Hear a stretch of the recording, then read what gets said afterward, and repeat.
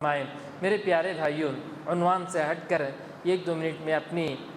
موجودہ حالات پہ بولنا چاہتا ہوں۔ آپ تمام لوگ جانتے ہوں گے کہ پچھلے چند دن پہلے لوک سبھا کی میٹنگ میں اور راجیہ سبھا کی میٹنگ میں خاص کر مسلمانوں کو ٹارگٹ کر کے حکومت نے وقف بل پاس کی ہے۔ یہ وقف بل پاس تو کر دی ہے حکومت، اس کو اگر لاگو کر دیں گے تو یہ مسجد جس میں ہم ابھی بیٹھے ہوئے ہیں نماز پڑھ رہے ہیں، چند سالوں کے بعد یہ مسجدیں ہمارے ہاتھ سے نہیں رہیں گی۔ ہمارے باپ داداؤں نے ہماری اپنی سہولت کے لیے اس شہر میں اور اس ملک میں کئی ایک مساجد وقف کیے، کئی ایک مدارس وقف کیے، قبرستانیں وقف کیے، سرائے وقف کیے، بہت سارے اوقاف کی جائیداد خطرے میں ہیں۔ ابھی مسلمانوں کو بیدار ہونا ہے، ہوش کی نیند اڑانا ہے، سوئے ہوئے رہنا نہیں ہے۔ اپنے حقوق کے لیے ہمارے باپ داداؤں نے خون پسینہ ایک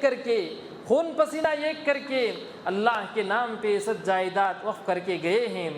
اور اس کی حفاظت کے لیے حکومت کے خلاف لڑنا ہے، حکومت کے خلاف کھڑے ہونا ہے۔ اس بل کو پاس ہونے کے لیے ایک لمحہ بھی ہم اجازت نہیں دیں گے، کسی بھی صورت بہر صورت، کیونکہ یہی یہاں اصل سرمایہ ہے اس ملک کی، اس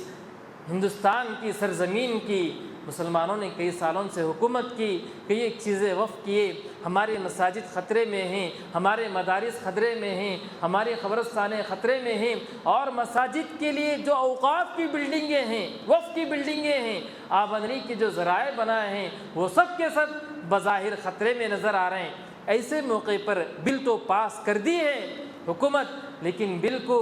لاگو نہیں کیا۔ لاگو کرنے سے پہلے اس بل کی پوری معلومات حاصل کرنا اور اس کے خلاف آوازیں اٹھانا، پرامن احتجاج کے لیے قانون کے حد میں رہتے ہوئے، حکومت کے قانون کے حد میں رہتے ہوئے پرامن احتجاج کے لیے جہاں کہیں ہمیں دعوت دیں ہم وہاں پر جا کے کھڑے ہوں گے، اور ہم اپنے ملک کے مسلمانوں کے لیے اور اس ملک میں اوقاف کی جائیداد کے لیے لڑنا یہ وقت کی سب سے اہم ضرورت ہے۔ میرے بھائی،